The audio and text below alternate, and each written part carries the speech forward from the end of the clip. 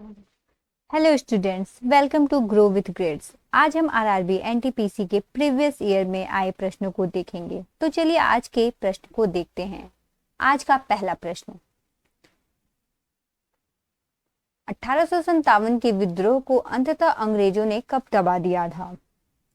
प्रश्न है, 1857 के विद्रोह को अंततः अंग्रेजों ने कब दबा दिया था? तो इसका सही आंसर है 1859। 1857 का विद्रोह 1 वर्ष से अधिक समय तक चला था। विद्रोह 10 मई 1857 को मेरठ के गैरिसन शहर में कंपनी की सेना के सिपाहियों के विद्रोह के रूप में शुरू हुआ। अगला प्रश्न, चर्बी वाले कारतूसों एनफील्ड राइफलों को प्रयोग के लिए लागू करने के लिए कौन जिम्मेदार था, जो 1857 के विद्रोह का तत्काल कारण बन गए थे? तो इसका सही आंसर है हेनरी हार्डिंग। हेनरी हार्डिंग ने एनफील्ड राइफलों को पेश करने के लिए जो है ये जिम्मेदार था, जो ग्रीस किए गए कारतूसों का इस्तेमाल करते थे, जो 1857 के विद्रोह का तत्काल कारण बन गए थे।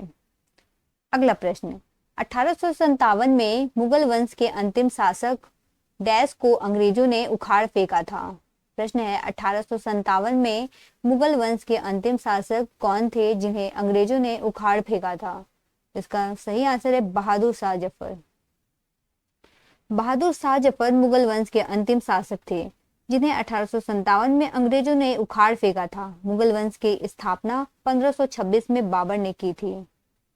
1526 में मुगल वंश की स्थापना जो है बाबर ने की थी। अगला प्रश्न, निम्नलिखित में से किसने जो है संथाल विद्रोह और 1857 के विद्रोह के दौरान अंग्रेजों की मदद की थी? प्रश्न है, इनमें से किसने संथाल विद्रोह और 1857 के विद्रोह के दौरान अंग्रेजों की मदद की थी? तो इसका सही आंसर है महाराजा मेहताब चंद ने। महाराजा मेहताब चंद ने संथाल विद्रोह और 1857 के विद्रोह के दौरान अंग्रेजों की मदद की। यह वर्तमान झारखंड में सिद्ध और कान्हू मुर्मू की अध्यक्षता में संथालों द्वारा ईस्ट इंडिया कंपनी और जमींदारी प्रणाली दोनों के खिलाफ विद्रोह था।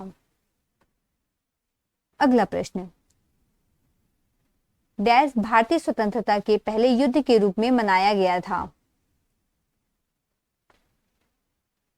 प्रश्न है, डैश भारतीय स्वतंत्रता के पहले युद्ध के रूप में मनाया गया था?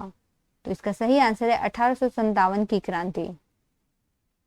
1857 के विद्रोह को भारतीय स्वतंत्रता के पहले युद्ध के रूप में मनाया गया। 1857 का भारतीय विद्रोह ब्रिटिश ईस्ट इंडिया कंपनी के शासन के खिलाफ जो है भारत में एक बड़ा विद्रोह था।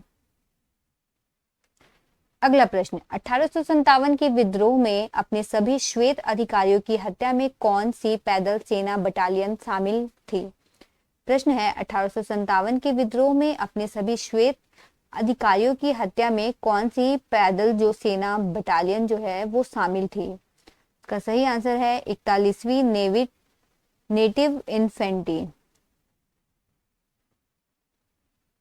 अगला प्रश्न, तात्या टोपे उन नेताओं में से थे जिन्होंने डैश के भारतीय विद्रोह में भाग लिया था? तो इसका सही आंसर है 1857। 1857 के प्रथम स्वतंत्रता संग्राम के कुछ महत्वपूर्ण नेता जो हैं वो इस प्रकार हैं। इसमें जो सबसे प्रमुख थे वो बहादुर शाह जफर, ये दिल्ली से थे। इनमें रानी लक्ष्मीबाई थी, ये झांसी से थी। नाना साहेब थे कानपुर से। तात्या टोपे ग्वालियर से थे। बेगम हजरत महल लखनऊ से थी। मंगल पांडे बैरकपुर से थे और कुंवर सिंह बिहार से थे। अगला प्रश्न, 1857 के विद्रोह के बाद जिसे भारत का पहला स्वतंत्रता संग्राम भी कहा जाता है, भारत के अंतिम मुगल सम्राट बहादुर शाह जफर को निर्वासित कर दिया गया था? तो इसका सही आंसर है बर्मा। 1857 के विद्रोह के बाद जिसे भारत के पहले स्वतंत्रता संग्राम के रूप में भी जाना जाता है, भारत के अंतिम मुगल सम्राट बहादुर शाह जफर को बर्मा में निर्वासित कर दिया गया था। अगला प्रश्न, स्वतंत्रता की चिंगारी किसने प्रज्वलित की जिसे 1857 के विद्रोह को जन्म दिया? तो इसका सही आंसर है मंगल पांडे। मंगल पांडे ने उस ज्वाला के रूप में काम किया जिसने भारतीय स्वतंत्रता संग्राम को जन्म दिया। अगला प्रश्न, सिपाही विद्रोह या फिर ब्रिटिश शासन के खिलाफ प्रथम स्वतंत्रता संग्राम किस वर्ष में हुआ था? प्रश्न है, सिपाही विद्रोह या ब्रिटिश शासन के खिलाफ प्रथम स्वतंत्रता संग्राम किस वर्ष में हुआ था? तो इसका सही आंसर है 1857। ब्रिटिश शासन के खिलाफ सिपाही विद्रोह या स्वतंत्रता का पहला युद्ध वर्ष 1857 में हुआ था।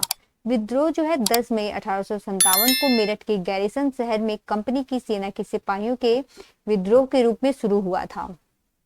अगला प्रश्न, ब्रिटिश सेना में किस भारतीय सिपाही ने 1857 के भारतीय विद्रोह के फैलने से ठीक पहले की घटनाओं में महत्वपूर्ण भूमिका निभाई थी? तो इसका सही आंसर है मंगल पांडे। ब्रिटिश सेना में मंगल पांडे ने 1857 के भारतीय विद्रोह के फैलने से ठीक पहले की घटनाओं में महत्वपूर्ण भूमिका निभाई। एनफील्ड राइफल की शुरुआत जो है 1857 के विद्रोह का एक तात्कालिक कारण था। अगला प्रश्न, 1857 के विद्रोह का नेतृत्व शाहमल ने किस स्थान पर किया था? तो इसका सही आंसर है बड़ौत।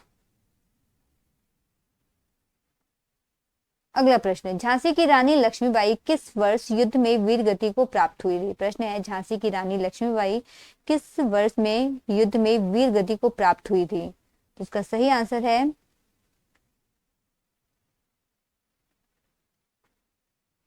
1858। रानी लक्ष्मीबाई 1857 के भारतीय विद्रोह की प्रमुख हस्तियों में से एक थी और भारतीय राष्ट्रवादियों के लिए ब्रिटिश राज के प्रतिरोध का प्रतीक बन गई। 17 जून 1858 को एक युद्ध में मिले घावों के कारण विद्रोह में उनकी मृत्यु हो गई। ग्वालियर में उनकी मृत्यु हुई थी। अगला प्रश्न, भारत के अंतिम मुगल बादशाह कौन थे? प्रश्न है, भारत के अंतिम मुगल बादशाह इनमें से कौन थे? इसका सही आंसर है बहादुर शाह द्वितीय। बहादुर शाह जफर अंतिम मुगल सम्राट जो अपनी कविता के लिए भी जाने जाते हैं। बहादुर शाह जफर एक कवि और एक राजा, ईस्ट इंडिया कंपनी के एकमात्र पेंशन भोगी थे। अगला प्रश्न, 1857 के सिपाही विद्रोह और विद्रोह के संदर्भ में न तो पहले न ही राष्ट्रीय स्वतंत्रता संग्राम किसने कहा? प्रश्न है, 1857 के सिपाही विद्रोह और विद्रोह के संदर्भ में न तो पहले न ही राष्ट्रीय स्वतंत्रता संग्राम जो है किसने कहा? इसका सही आंसर है आरसी मजूमदार।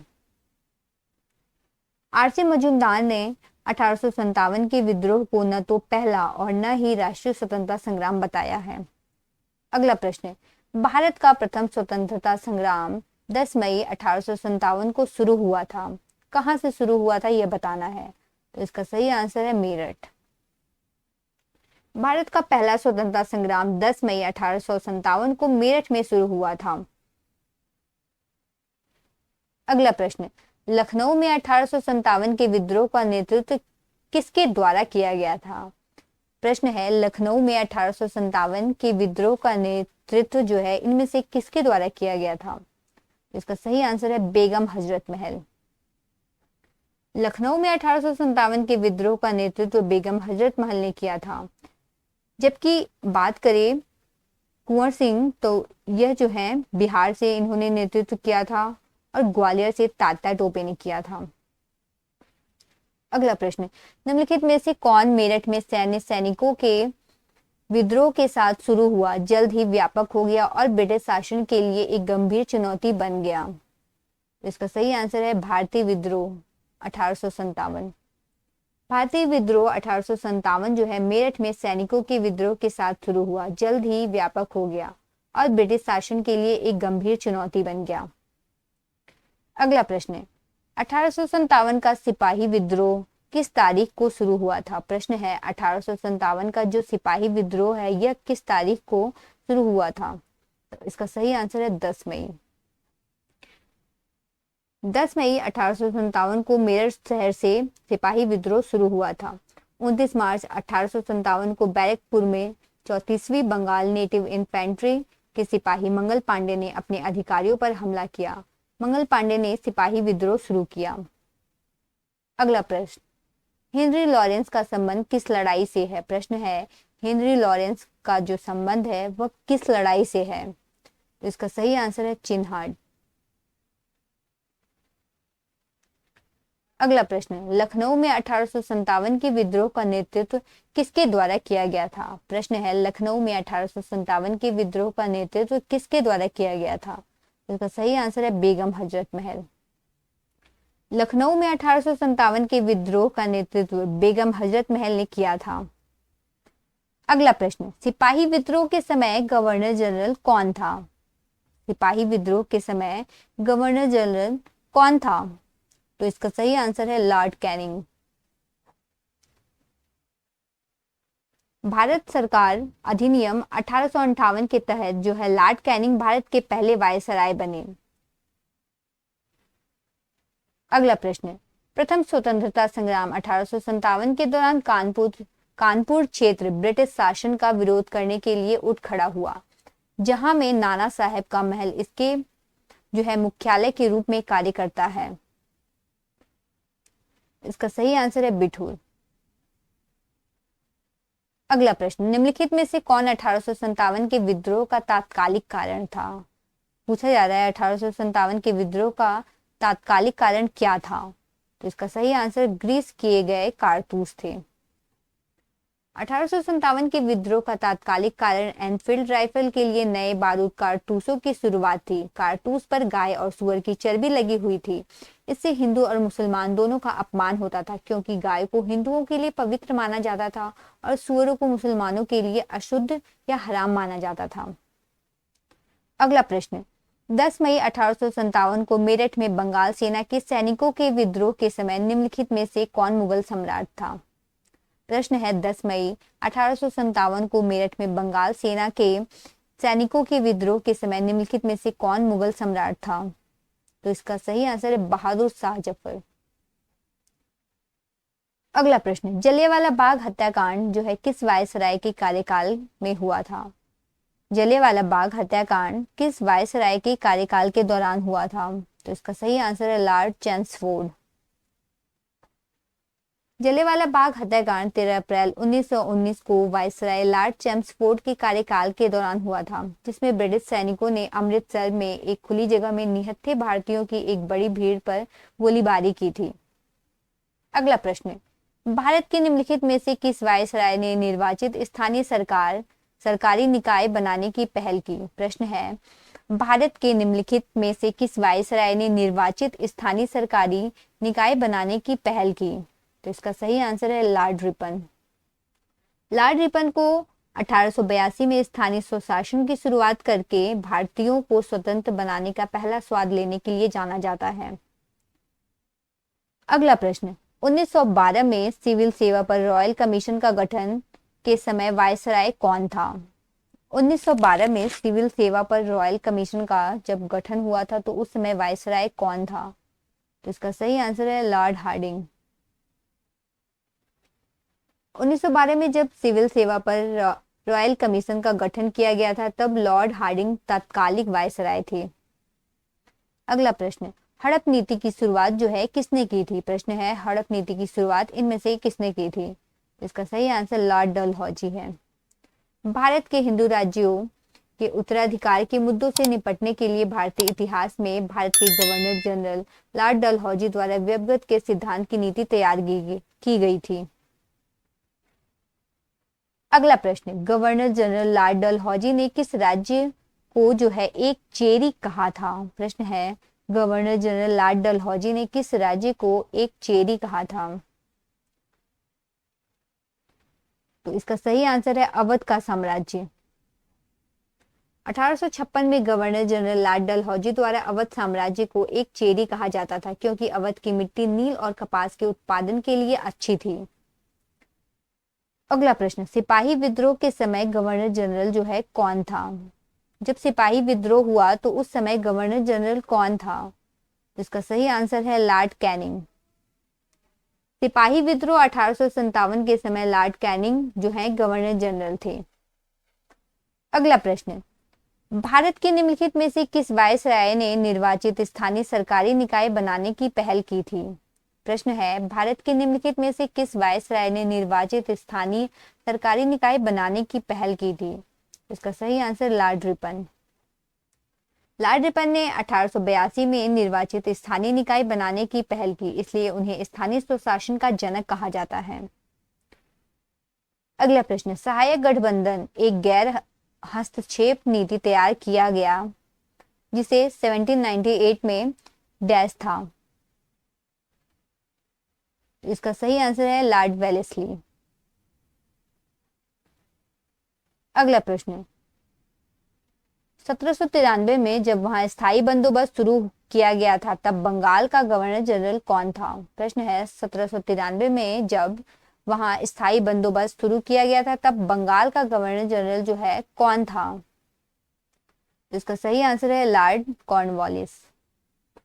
1793 में जब स्थायी बंदोबस्त की शुरुआत की गई थी तब चार्ल्स कॉर्नवालिस जो है बंगाल के गवर्नर जनरल थे। अगला प्रश्न, स्वतंत्र भारत के प्रथम गवर्नर जनरल जो हैं कौन थे। प्रश्न है स्वतंत्र भारत के यहाँ गवर्नर जनरल बताना है कौन थे। इसका सही answer Lord Mountbatten. Lord Mountbatten जो है स्वतंत्र भारत के पहले गवर्नर जनरल थे। अगला प्रश्न, 1798 में गवर्नर जनरल कौन बना और कलकत्ता में अपने लिए एक विशाल महल गवर्नमेंट हाउस का निर्माण किया। प्रश्न है 1798 में गवर्नर जनरल कौन बना और कलकत्ता में अपने लिए एक विशाल महल गवर्नमेंट हाउस का निर्माण किया उसने। तो इसका सही आंसर है लॉर्ड वेलेस्ली।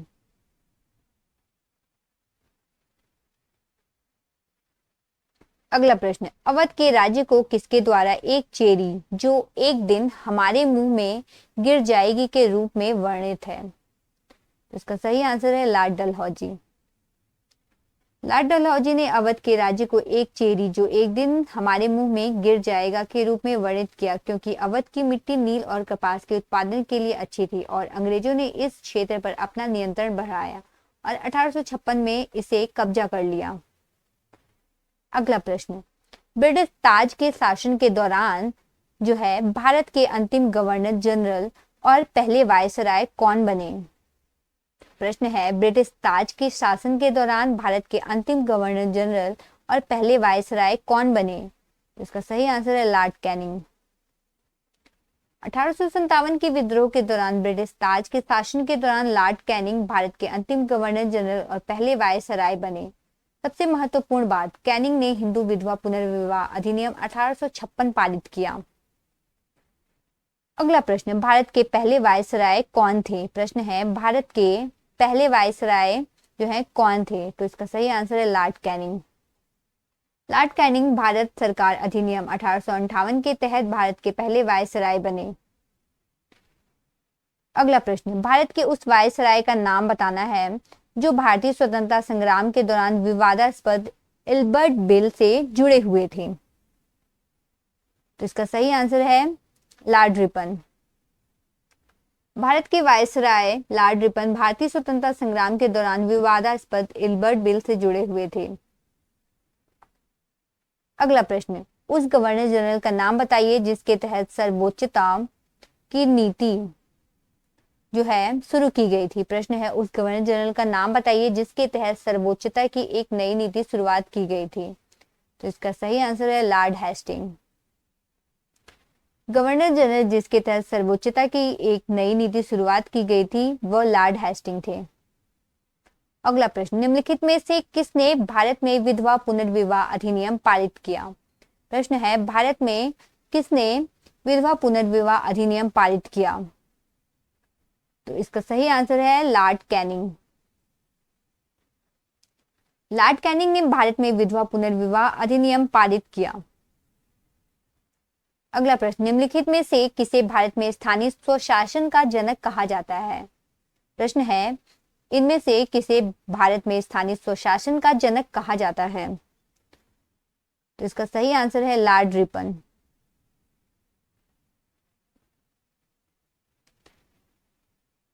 अगला प्रश्न, भारत में सिविल सेवा के जनक के रूप में किसे जाना जाता है। प्रश्न है भारत में सिविल सेवा के जनक के रूप में किसे जाना जाता है। तो इसका सही आंसर है चार्ल्स कॉर्नवालिस। ब्रिटिश राज के दौरान जो है चार्ल्स कॉर्नवालिस ने सिविल सेवा का भारत में जनक किया था? अगला प्रश्न, भारत में सांप्रदायिक मतदाताओं का जनक किसे कहा जाता है? प्रश्न है, भारत में सांप्रदायिक मतदाताओं का जनक जो है किसे कहा जाता है? तो इसका सही आंसर है लॉर्ड मिंटो। लॉर्ड मिंटो को भारत में सांप्रदायिक मतदाताओं का जनक कहा जाता है। यह भारतीय परिषद अधिनियम 1909 की शुरुआत के कारण था, जिसने मुसलमानों के लिए अलग निर्वाचन मंडल की शुरुआत की। अगला प्रश्न, भारतीय राष्ट्रीय कांग्रेस की स्थापना के समय भारत का वायसराय कौन था? प्रश्न है, भारतीय राष्ट्रीय कांग्रेस के समय भारत का जो वायसराय है वह कौन था? इसका सही आंसर लॉर्ड डफरिन। भारतीय राष्ट्रीय कांग्रेस की स्थापना के समय लॉर्ड डफरिन भारत के वायसराय थे। 28 दिसंबर 1885 को बॉम्बे के गोकुलदास तेजपाल संस्कृत कॉलेज में भारतीय राष्ट्रीय कांग्रेस की स्थापना की गई थी। तो ये थे आज के महत्वपूर्ण क्वेश्चन। अगर आपको यह वीडियो पसंद आया हो तो वीडियो को लाइक करें एंड चैनल को सब्सक्राइब करें। Thank you for watching.